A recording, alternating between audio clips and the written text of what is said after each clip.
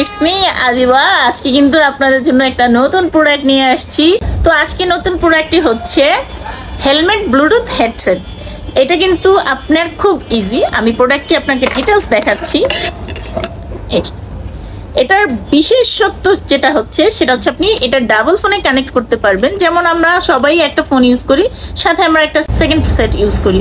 সেই ক্ষেত্রে যে কোনো দুইটা ফোনে যেটাতেই কল আসুক না কেন সেটাই আপনার সাথে কানেক্ট হয়ে যাবে।